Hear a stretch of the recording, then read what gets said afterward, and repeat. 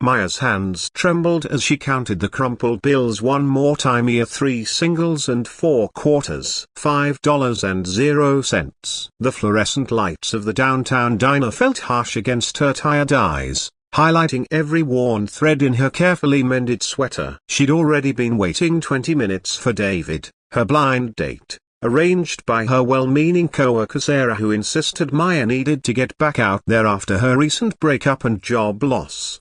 The irony wasn't lost on her. Here she was, a former marketing executive with an MBA, reduced to counting quarters like a child checking her piggy bank. The severance package had run out 3 months ago, and despite sending out dozens of resumes daily, the callbacks were few and far between. Pride had kept her from telling Sarah about her financial situation when she'd agreed to this date. Now, staring at the menu with its modest prices that might as well have been astronomical, she wondered how she'd ever thought this was a good idea.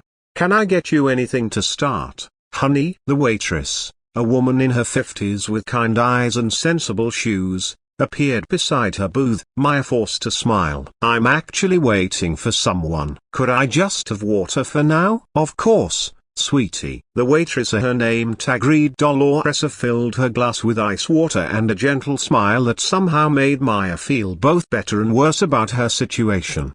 2 booths away, James Mitchell absently stirred his coffee while his 6-year-old daughter Emma colored enthusiastically in her activity book. Their weekly father-daughter dinner had become sacred ritual since the divorce, a bright spot in his otherwise overwhelming schedule of board meetings and quarterly reports. As CEO of Mitchell Technologies, he was used to making million-dollar decisions without hesitation. But watching his daughter's concentrated expression as she stayed carefully within the lines of her coloring book reminded him that the most important things in life couldn't be quantified on a balance sheet. "Daddy, look, I made the butterfly purple and gold because those are happy colors," Emma announced, holding up her masterpiece. "It's beautiful, sweetheart." "Just like you," James replied, though his attention was inadvertently drawn to the young woman 2 booths over. Something about her posture was straight-backed but tense, like someone trying very hard to appear composed, struck him as familiar. He'd worn that same expression during the early days of building his company, when he'd survive on ramen noodles and sheer determination.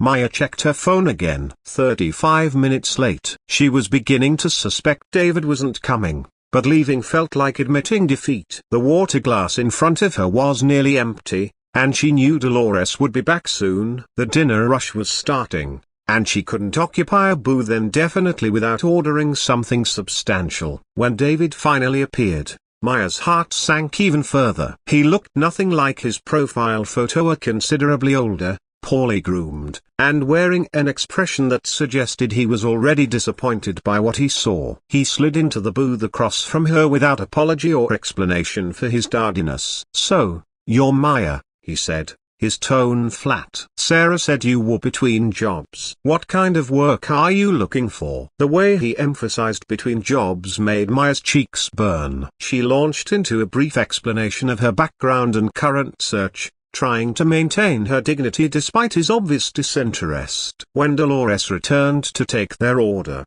David barely glanced at the menu. "I'll have the ribeye, medium rare, with loaded mashed potatoes and the house salad. And bring me a beer or whatever you have on tap that's not terrible." He turned to Maya expectantly. Maya's eyes scanned the menu desperately. The cheapest entree tilde copyright was $12.99. Even the side salad was $6.50. Her mouth felt dry as she realized she'd have to ask David to cover her meal, a humiliation that made her stomach churn. "I'll just have the house salad," she said quietly, hoping her $5 would be enough with tax and tip. David snorted. "That's it? Sarah said you loved food. I specifically picked this place because it's supposed to have good steaks." "I'm not that hungry," Maya lied, acutely aware of the fact that her last meal had been a bowl of instant oatmeal that morning. James, despite trying to focus on Emma's animated story about her art class, couldn't help but overhear the conversation. The woman's barely audible order and her date's dismissive response triggered something protective in him. He'd been poor once, a really poor era, and he recognized the careful mathematics of someone calculating whether they could afford to eat. As the evening progressed, David's behavior grew increasingly obnoxious. He spent most of the meal talking about his moderately successful car dealership as if he were running Fortune 500 company, interrupted Maya whenever she tried to speak, and made several comments about women who expected men to pay for everything while simultaneously making it clear he had no intention of treating her with basic courtesy, let alone respect. Maya picked at her salad, trying to make it last while David devoured his expensive steak. She found herself stealing glances at the father and daughter nearby, envying their easy laughter and genuine affection. The little girl was telling an elaborate story involving unicorns and space travel, and her father listened with the kind of attention Maya hadn't experienced in longer than she cared to remember. When the check arrived, David made a show of examining it before looking directly at Maya. "So, we're splitting this, right? I mean, you're a modern woman and all that." Maya's face flamed. The total was $31.47. Even splitting it evenly, her portion would be more than 3 times what she had in her purse. "Actually, she began, her voice barely above a whisper. "What? Speak up." The humiliation was complete. Maya felt tears threatening and excused herself to the restroom, leaving her purse at the table in a gesture of trust she immediately regretted. In the bathroom mirror, she looked pale and defeated. How had she fallen so far, so fast? 6 months ago, she'd been confidently closing deals and planning weekend getaways. Now she couldn't afford a salad. Meanwhile, James watched David rifle through Maya's purse with disgust. The man pulled out her slim wallet, opened it, and James saw his expression change from annoyance to cruel amusement. When Maya returned,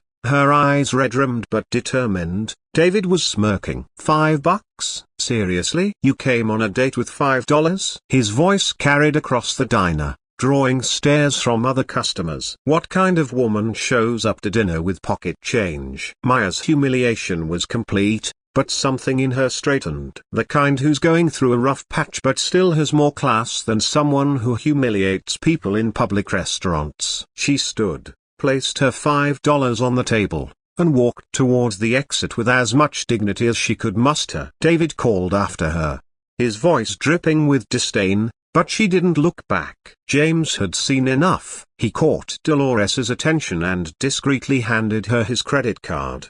"The check for booth 7, and add a 50% tip. Also, could you pack up that chocolate cake Emma didn't finish and give it to the young woman who just left? Tell her it's from a friend." "You got it, honey. That girl's been through enough tonight." As Maya stood on the sidewalk, trying to decide whether she could afford the bus fare home or if she'd need to walk the 2 miles in her worn dress shoes, Dolores appeared beside her with a to-go box and a gentle smile.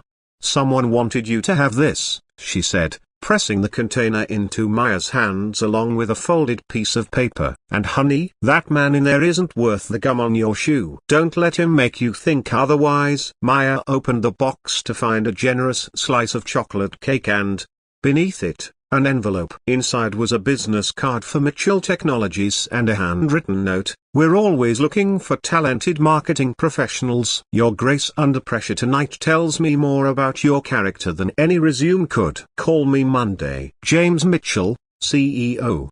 P.S. My daughter Emma says purple and gold are happy colors. I hope tomorrow brings you both." Tears flowed freely now, but for the first time in months, they weren't tears of despair. As Maya walked home under the streetlights, she realized that kindness from strangers could be the most powerful force in the world, and that sometimes, our lowest moments position us to receive the greatest gifts.